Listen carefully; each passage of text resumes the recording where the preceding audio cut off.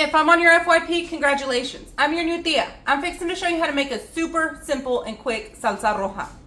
These are my credentials. So get your pendeja beater 12,000, hit that follow button, and come on, let's go.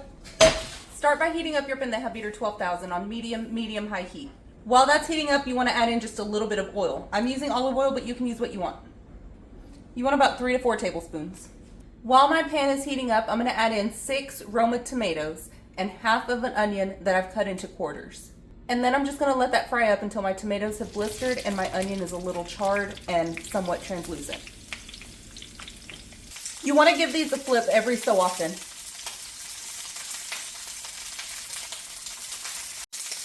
In total, you want to let this cook for about 7, maybe 8 minutes. After about 7 to 8 minutes, go ahead and pull everything off and throw it in your blender. Now lower your heat to medium. This part is very important. Once your pan is down to temperature, add in just a little bit more oil. It's about another 2 to 3 tablespoons. This part is going to test your lungs. We're going to add 5 cloves of garlic, 1 jalapeño, and 4 chile de árbol. Your chile de árbol, you just want to let it fry up for 30 seconds at the max.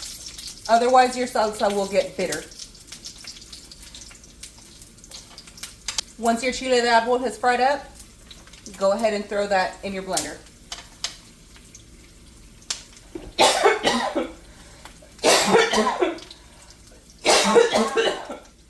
Shit.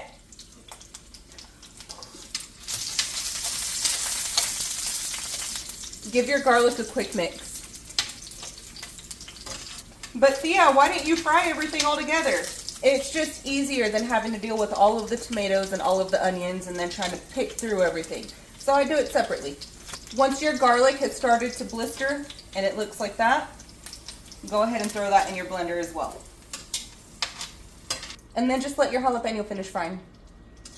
Now while your jalapeno is doing its thing, I'm going to roughly chop up 1/2 of a bunch of cilantro. Why am I doing this? Because sometimes my blender doesn't quite catch it all, and I'm just going to chop it up and help it along. Just like that, and then I'm going to throw that in my blender as well. Once your jalapeno is nice and charred and it looks like that all the way around, throw that in your blender. After your oil has cooled down just a little bit, add that to your blender as well. I'm not salting my salsa. I'm going to add just a little bit of chicken bouillon. About 2 teaspoons. I'm going to add in some black pepper, about 1.5 teaspoons, and then I'm going to add in a little bit of comino. Now before you say, ew, Tia, you're adding comino to your salsa? Yes, I am. You don't have to, but I like it, so add comino.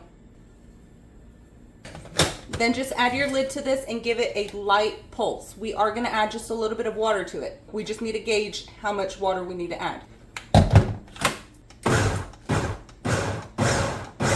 And with that, I'm going to say about 1/2 cup of water.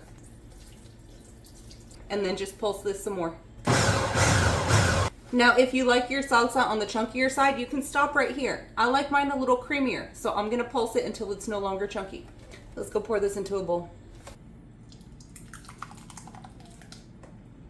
Some people like lime in their salsa, some people don't. So I left it out for those that don't. But if you like it, you can add it in. I'm going to add just a little bit of squeezed lime to my individual serving right here.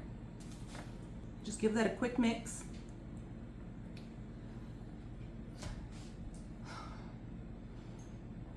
It's not even hot. And I'm blowing on it. Please tell me I'm not the only one. Please tell me I'm not the only one.